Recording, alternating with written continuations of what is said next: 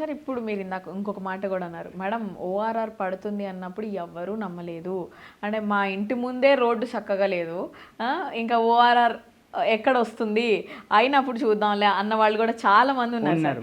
ఇప్పుడు మీరు అన్నట్టు ఓఆర్ఆర్ దగ్గర కొనుక్కున్న వాళ్ళ ఇంట్లలో ఇట్లా డబ్బులు వర్షం కురిసిన రోజులు కూడా ఉన్నాయి. కోకాపేటలో ఎంత హైప్ వెళ్ళి అవన్నీ సేల్ అయిన రోజులు కూడా తెలియని కాదు సార్ మనకి. రైట్ నా ఇప్పుడు మళ్ళీ ఓఆర్ఆర్ అనేది ఇంకా ఉన్నదానికంటే కూడా డబుల్ పెరగడం అనేది జరుగుతోంది. సో ఇప్పుడు ఓఆర్ఆర్ బయట కొనడం బెటర్ అంటారా, లేదా నియర్ బై ఓఆర్ఆర్ కొనడం బెటర్ అంటారా, లేదా RRR సైడ్ కొనడం బెటర్ అంటారా? అంటే మేడం ఇక్కడ మనకు ఓఆర్ఆర్ మొత్తం సిటీ సరౌండింగ్ 158 కిలోమీటర్స్లో ఉంది కదా, బట్ ఓఆర్ఆర్ సరౌండింగ్ అన్ని చోట్ల సేమ్ లేదు ప్రైస్.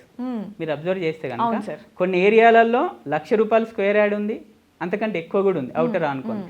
కొన్ని ఏరియాలు ఇప్పటికి 30,000-40,000 కూడా మనకు ఉంది. So it depends on the employment there, companies there, and ఒక పర్సన్ యొక్క పర్పస్. సో ఆయన క్లియర్గా ఇల్లు కోసమా ఇన్వెస్ట్మెంట్ కోసం చూస్తున్నాడా?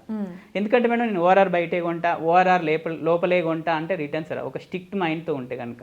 సో మన పర్పస్ ఏంది, ఎన్ని ఇయర్స్ మనం హోల్డ్ చేయగలుగుతాము. సో నేను అనుకున్న ఏరియాలో ఇవన్నీ పారామీటర్స్ ఉన్నాయా, ఇందాక మనం డిస్కస్ చేసాం కదా, ఈ పారామీటర్స్ అన్నీ ఉన్నాయా లేదా అనేది చూసుకుంటే కనుక మంచి రిటర్న్స్. ఎందుకంటే ఓఆర్ఆర్ సరౌండింగ్లో ఇప్పటికీ తక్కువ రేటు దొరికే ఏరియాలు కూడా ఉన్నాయి madam. At the same time మనం అందుకోలేని రేట్లో ఉన్న ఏరియాస్ కూడా మనకు ఉన్నాయి అన్నమాట. అండ్ RRR అనేది ఏంటంటే ఇప్పుడు ఇంకా ఔటర్ రింగ్ రోడ్ ఎట్లయితే చాలా ఇయర్స్ తీసుకుందో RRR కూడా అన్ని ఇయర్స్ తీసుకోవచ్చు. లేదంటే ఇంకా టెక్నాలజీ పెరిగింది కాబట్టి ఫాస్ట్గా కూడా అవ్వచ్చు. But it depends on the government and the budget. So RRR మళ్ళీ వస్తుంది అని హోప్లో మనం తీసుకుంటే మీకు ఒక పేషెన్స్ అనేది ఉండాలి. 10, 15, 20 ఇయర్స్ అయినా నేను వెయిట్ చేస్తా RRR వచ్చే వరకు, ఎందుకంటే అక్కడే నాకు తక్కువ వస్తుంది కదా అని అనుకునే వాళ్ళకు maybe it depends on the person madam. Universal answer దీనికి మనం చెప్పలేము. ఓకే సార్, ఇప్పుడు ఇన్ని చెప్పిన తర్వాత మరి ప్లాట్ తీసుకుంటే బెటరా, ఫ్లాట్ తీసుకుంటే బెటర్? చాలా మందిలో ఉండే ఒక కన్ఫ్యూజన్ ఇది. నేను అపార్ట్మెంట్ ఫ్లాట్ కొనాలా, ప్లాట్ కొనాలి. ఈవెన్ ఈ 15 ఇయర్స్ ఆఫ్ ఇండస్ట్రీలో చాలా మంది వచ్చాడు, గిరి గారు నేను ఫ్లాట్ కొనాలా, ప్లాట్ కొనాలా, ఒక్కొక్కరు చెప్తారు. నాకు కూడా లాట్ ఆఫ్ కన్ఫ్యూజన్ అయిపోయింది అని చెప్పి.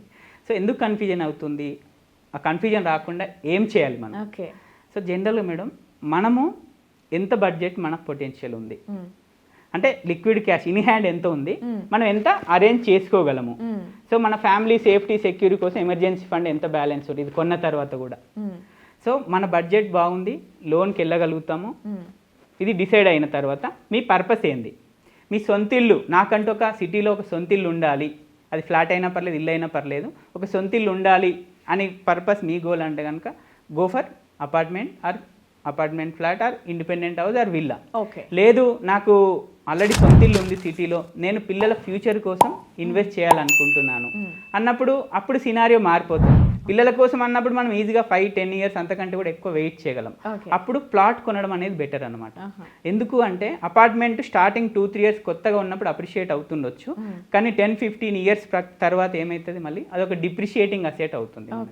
అప్పుడు మనం అరే పాతగా అయిపోతుంది, డిప్రిషియేట్ అవుతుంది అని ఫీల్ అవ్వకుండా ఓపెన్ ప్లాట్ ఏంటంటే ఎన్ని ఇయర్స్ మనం వెయిట్ చేసే కొద్దీ మల్టీఫోల్డ్ రిటర్న్స్ మనకు వస్తాయి.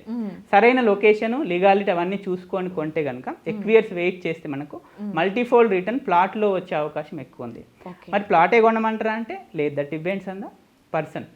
మీరు సొంత ఇల్లు ఒక ఎమోషన్ ఉంది నాకు కొనుక్కోవాలి అనుకున్నప్పుడు వేరు, లేదు పిల్లల ఫ్యూచర్ కోసం అన్నప్పుడు go for the open plot.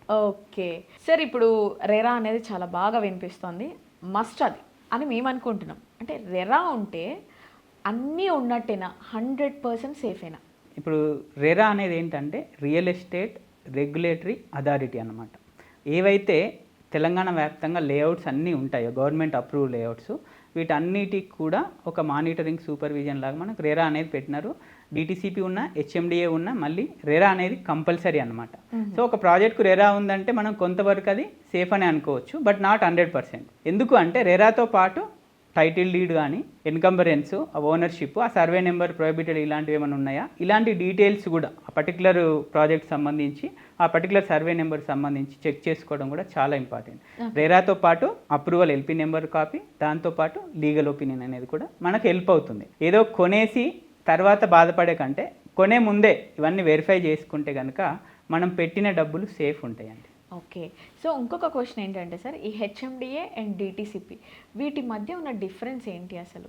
ఏ టైంలో వీటిని బాగా యూజ్ చేస్తారు? జనరల్గా అండి తెలంగాణలో లేఅవుట్ అప్రూవల్ ఇవ్వడానికి 2 ఉన్నాయి. ఒకటి ఏంటంటే హెచ్ఎండిఏ, ఇంకొకటి DTCP. Okay. Coming to HMDA అంటే Hyderabad metropolitan development authority. So HMDA limits Hyderabad surrounding around ఒక 30 కిలోమీటర్స్ అవసరం, అప్రాక్స్గా ఒక 30 కిలోమీటర్ రేడియస్లో హెచ్ఎండిఏ లిమిట్స్ అని ఒకటి ఉందా, అక్కడి వరకు మాత్రం ఈ HMDA with in the HMDA జోన్లో అప్రూవల్ ఇవ్వాలి. లేఅవుట్ కంటే హెచ్ఎండిఏకి మనం అప్రోచ్ అవ్వాలి ఓకే, కంపల్సరీ. అక్కడ వేరే వాళ్ళు అప్రూవల్ ఇవ్వడానికి లేదు. ఆ హెచ్ఎండిఏ జోన్లో హెచ్ఎండిఏ మాత్రమే అప్రూవల్ ఇవ్వాలి. దాంతోపాటు రెరా అనేది కంపల్సరీ.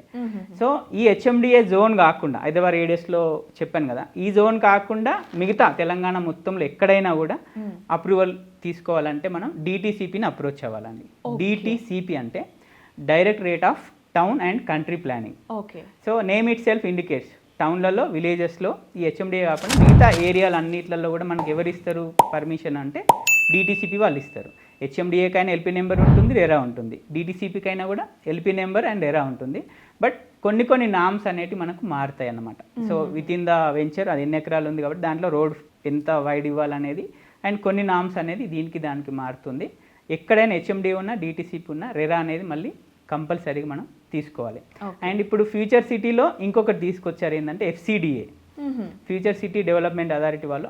ఇప్పుడు కొత్తగా అప్లై చేసే లేఅవుట్స్కి ఎఫ్సిడిఏ అప్రూవల్ కూడా కావాలని కొత్తగా గవర్నమెంట్ అనేది తీసుకొచ్చింది అనమాట.